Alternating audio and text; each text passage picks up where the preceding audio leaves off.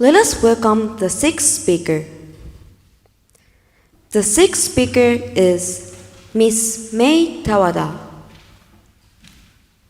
His speech title is, What if I tell you? What if I tell you? So, Ms Tawada, please come up to the stage.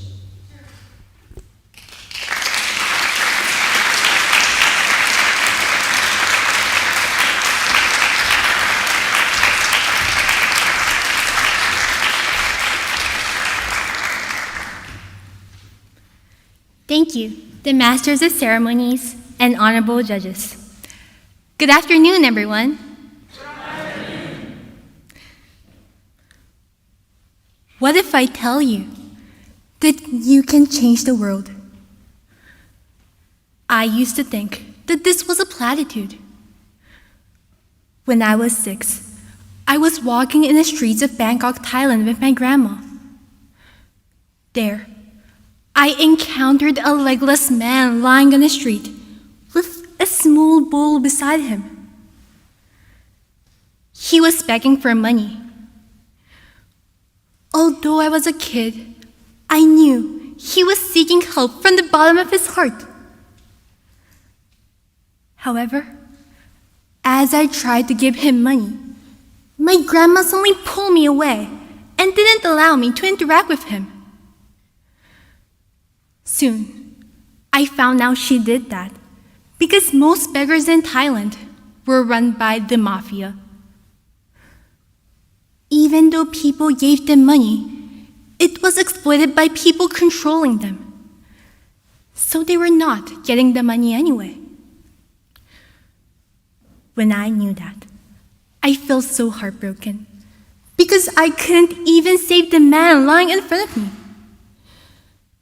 Simultaneously, I was confused because what I thought was the best thing wasn't actually a good solution. My shocking experience in childhood tortured me with a sense of helplessness, and I kept assuming that there was nothing I could do to change the world into a better place. However, my thoughts of despair shedding the lights of hope as I came to realize that they actually had the potential to help. Last year, I took part in a Sustainable International Forum in Tokyo, where I had a chance to hear many lectures from numerous companies about their policies designed to work towards world peace. One interesting lecture from the forum was about clothing donations. You may think donating clothes is a good thing, as you see many donation boxes and advertisements in Japan. However, what the man in the lecture told me was significantly different from what we're likely to think. He told me that these donations can be harmful.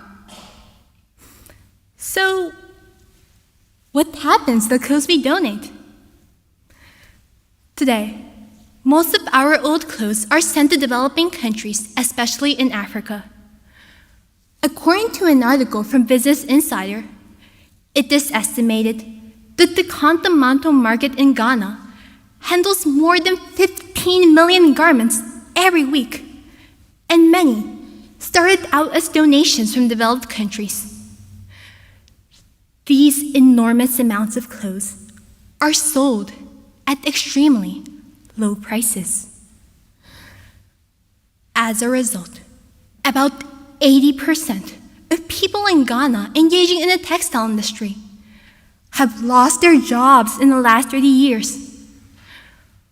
On top of that, due to the overwhelming supply, more than a third of the garments end up as waste, which is thrown away in landfills or oceans. It was devastating for me to see the footage of Ghana's capital city drowning with other people's used clothes. A massive pile of garbage and the rising unemployment rate in Ghana? We played a huge role in these issues.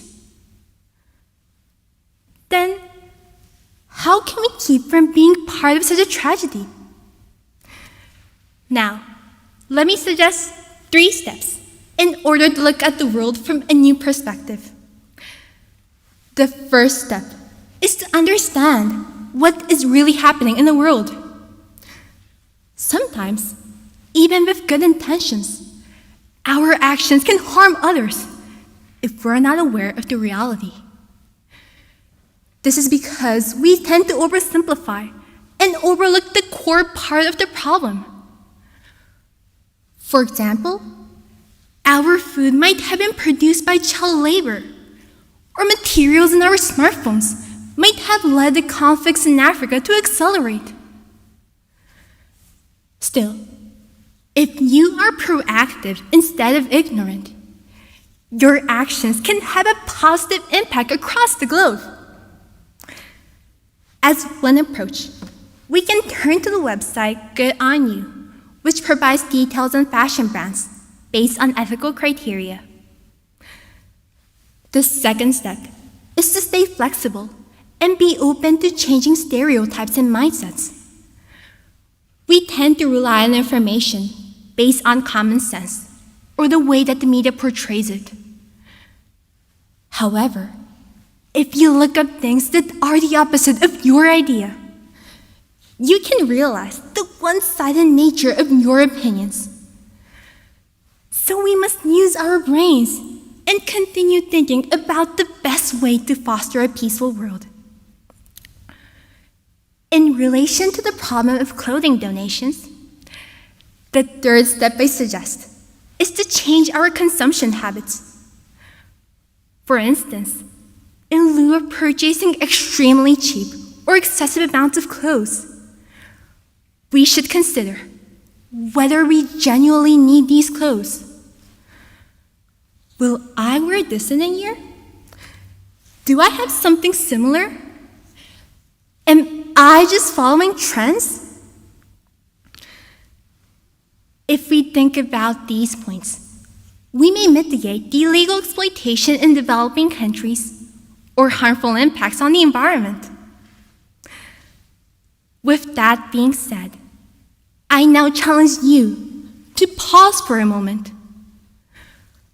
Reflect on your decisions and consider whether you are making a positive impact on the world. By doing so, I strongly believe that every one of us can make a change.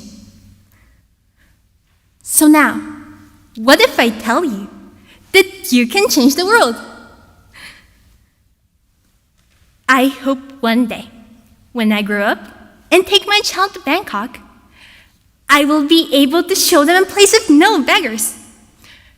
And the man I met in the street will be able to pursue his own happiness and lead a pleasant life, just like we do here today. Thank you.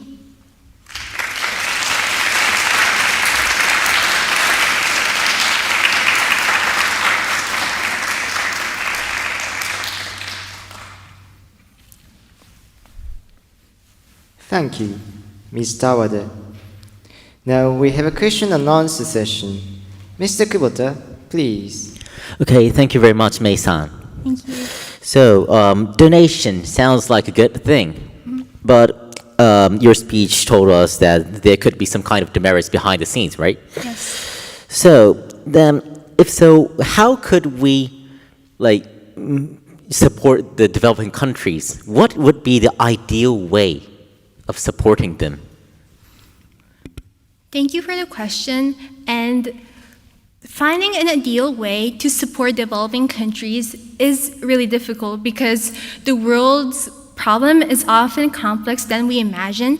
But I would say that one way is to, at first, learn and know about the actual voices of people who live in developing countries.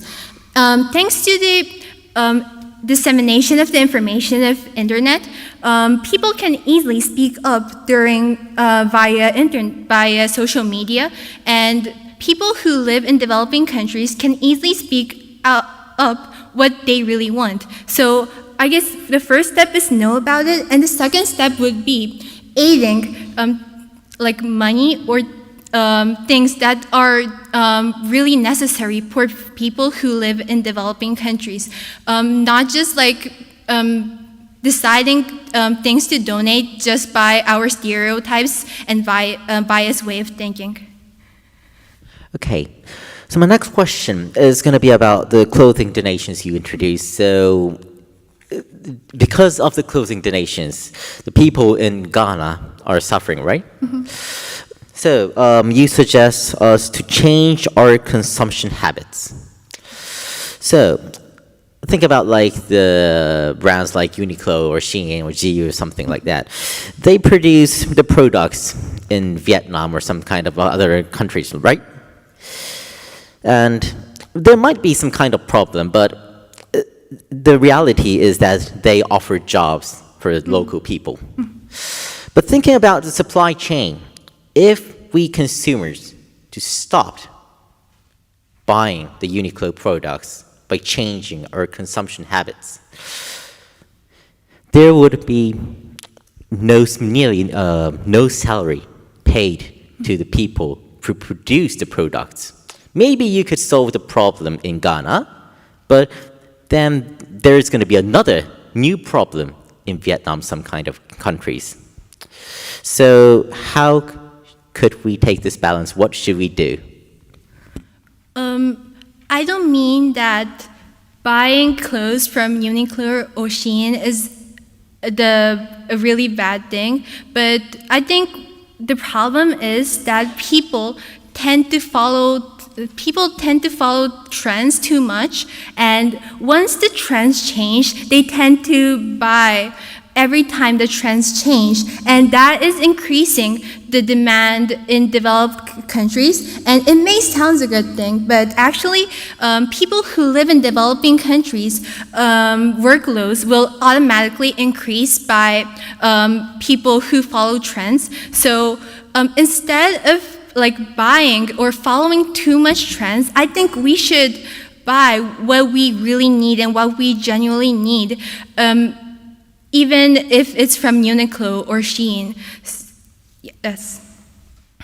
Well, okay, so time's come. Thank you so much. Thank you very much. Thank you, Mr. Kubota and Ms. Tawada. Please go back to your seat.